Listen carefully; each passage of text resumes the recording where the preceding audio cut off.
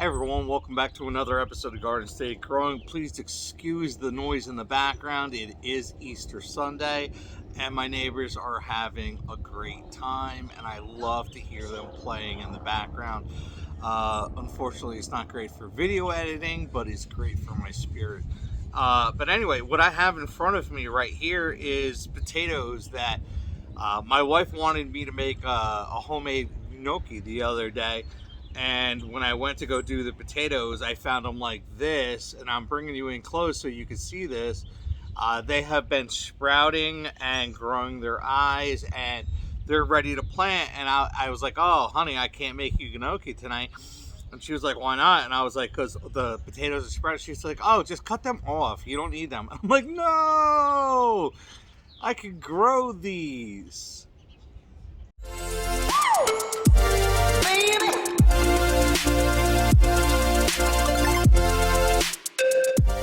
I hope I can grow these. What I'm going to show you right now is a process called chitting, okay? And that is making the most out of the potatoes that you have.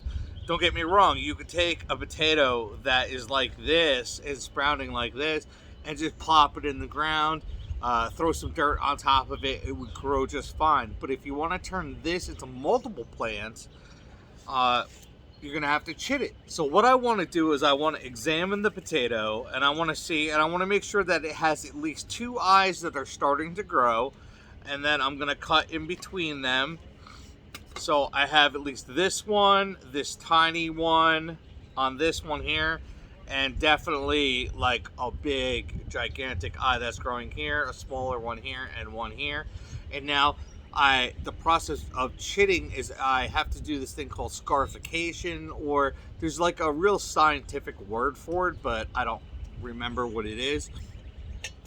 So I have some ash from my barbecue, and I know it's good ash because I only use hardwood lump charcoal, and I'm just gonna coat the open end of the potato, and that's gonna help that to scar over. So I'm going to put that down. I'm going to be real careful with these ones that are overgrown, because this is actually not ideal because these break off so easily. You would rather them be like this small, or even as tiny as like this eye right here. That is ideal.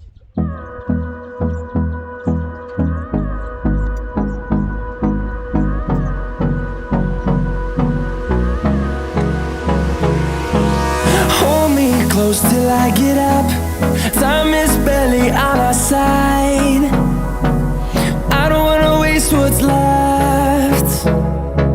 The storms we chase are leading us, and love is all we'll ever trust. Yeah, no, I don't wanna waste what's left. All right, time out for a second, guys. I don't know if you believe in kismet or serendipity, but it was funny. Just as I was like closing down doing the potato video in these Home Depot buckets, I happened to go onto my front porch, and what was waiting there for me was my box. As soon as I saw it, it said perishable, do not freeze, at Wood Prairie Family Farms. This is where I get personally my seed potatoes from. I've always loved their product. I'm not sponsored by them. They did really good for me last year. A lot of the potatoes that they carry are, their species are geared for the more northern climates, the cooler climates. And they always send like this amazing magazine with all this information, everything you need to know about growing potatoes and everything. So I'm just going to open this package up, and I just want to show you real quick the potatoes that I got. Now I only got 3 different varieties this year, because last year I planted 7 different varieties, but in the space that I had, instead of getting really big harvested, I mean, don't get me wrong, it was still a good harvest, but I got a lot of little smaller potatoes because there were so many different kinds mixed in. So anyway, let me open this up and show you. All right. The Russian banana fingerlings, I've never grown these, but I'm told they are one of the best tasting potatoes. They are prized by chefs, and you know, you can use them in so many different ways, but the one way is just roasting in some butter and garlic.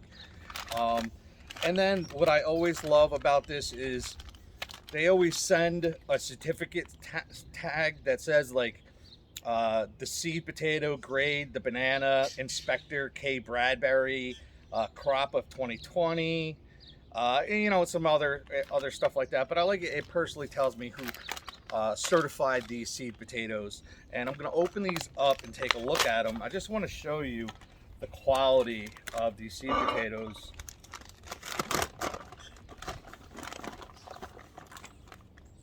So, ooh, don't fall. Beautiful. They're already starting to sprout a little bit. So what I'm gonna do is I'm gonna put these back in their bag. I'm gonna leave the bag open. I'm gonna bring it downstairs in my basement, and I'm gonna allow it to go for a couple weeks until those eyes develop just a little bit more. But let's take a look at some more that I have here. And oh, this was a Yukon Gold. I grew this one last year, and it was fantastic producer. I did get a couple pounds out of it. Once again, I have the inspector on there. I'm going to do the same for these. Oh, let's open them up and take a look at them.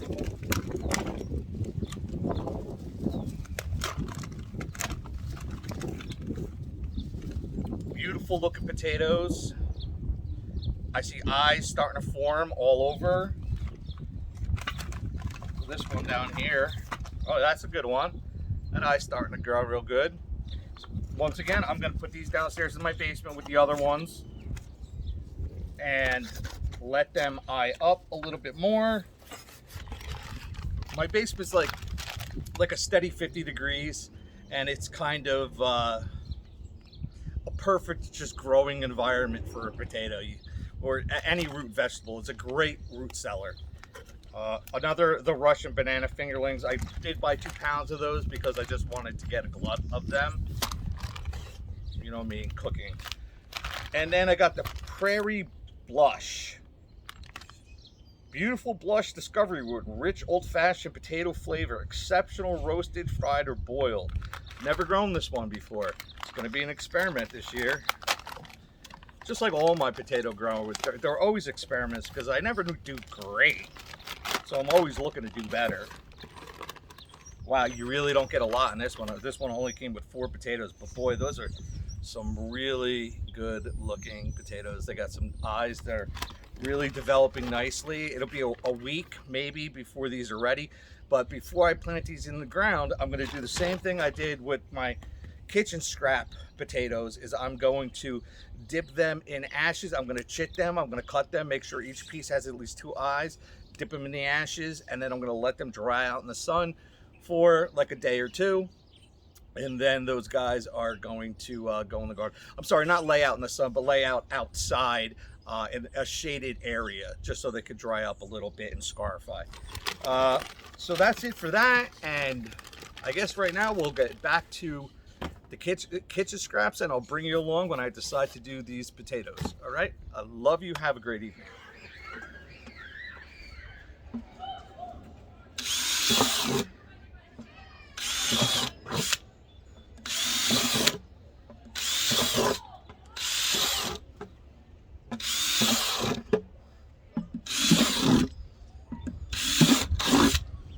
Alright, so I just drilled a bunch of drainage holes in the bottom. Again, I will apologize for the neighbors being loud, but I gotta tell you, it brings joy to my heart to listen to my neighbors sitting there playing and having a great time. So if it's really that much of an issue for you, you can just go away for all I care. Dump them in some ashes to raise the potassium level and also help the scarification of these potatoes. And so now I'm going to put them in my buckets for an experiment. And I have just a regular Home Depot bucket, and I have some easy straw. Let me just show you this real quick.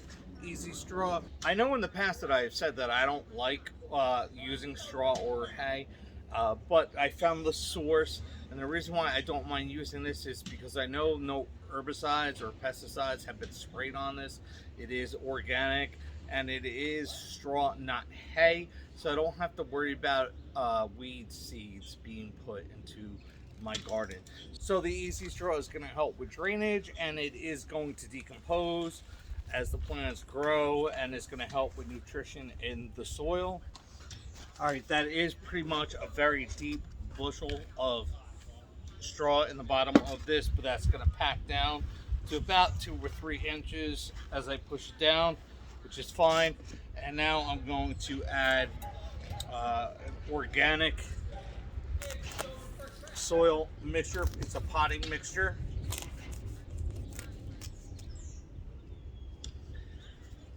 Yeah, I really don't want to hear about it with the gloves. Listen, I'm a surgical technologist. I have to work in the operating room every day operating on people. I can't be having my hands dirty all the time, you know. So I'm going to have to just wear gloves. Say what you want. I don't care.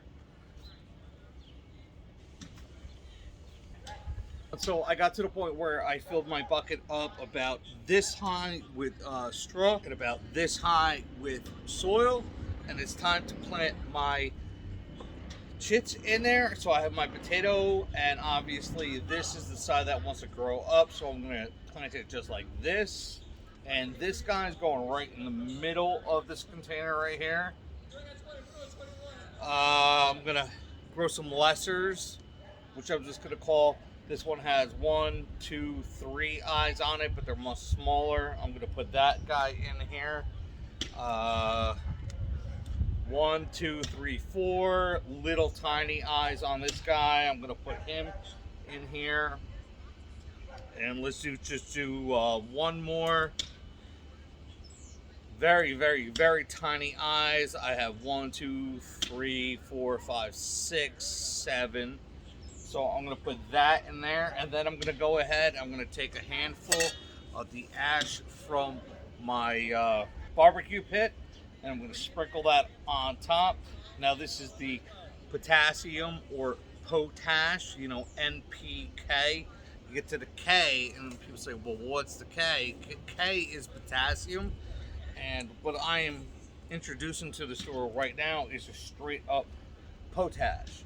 And people are going to say, well, isn't that going to increase or decrease the acidity of the soil? And I would say, yeah, it probably will, and I'm okay with that. If this acidity of the soil, which is like it's like a 7 right now, if it drops it down to a 5, I'll just be even happier, because that is what the potatoes really enjoy being around. So I'm gonna just continue to fill this up until I cover the potatoes, and not much more than that for now, because after these eyes start growing and they actually start putting out some green leaves and everything, I'm going to continue to fill this bucket up, as long as I'm not covering the greens, and we'll be okay. So I can still feel the potatoes. I want to just give it a little bit more. All right, so that is it. I'm just gonna take this bucket, I'm gonna put it aside. It is not going to go into my inside grow room. I am going to just keep it out here. I am not in a fear of frost. They are buried deep. They are buried in an above ground container, which is going to help to preserve heat. And I don't think that 21 degrees is going to turn this into anything I don't want it to be. As long as the leaves aren't above the ground and the roots are protected, I will just be perfectly fine. So I'm going to put this aside. I'm going to grab my other buckets. I'm going to finish this up. I'm going to plant these all in, and we will be visiting this later on in the season and seeing how these are doing. I have generally quite a few ideas of what I want to do with these buckets. So I think it might be a lot of fun. So some construction projects and stuff like that. So here I'm going to take this, I'm going to put it aside, I'll grab another bucket, I'm going to do the same thing. I got 4 more buckets, and I'm going to divide this up into those buckets, and we'll see how well these store-bought rejects work out for us. I love you, and I will see you on the next episode. If you like this content, please hit that like button, hit that subscribe button, hit that notification bell. I really could use the help. Have a great night.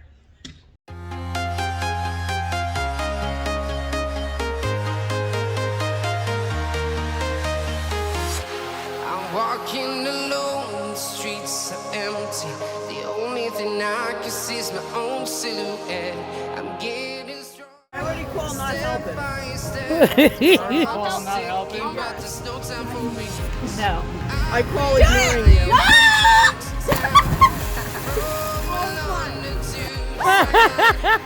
I've been all around.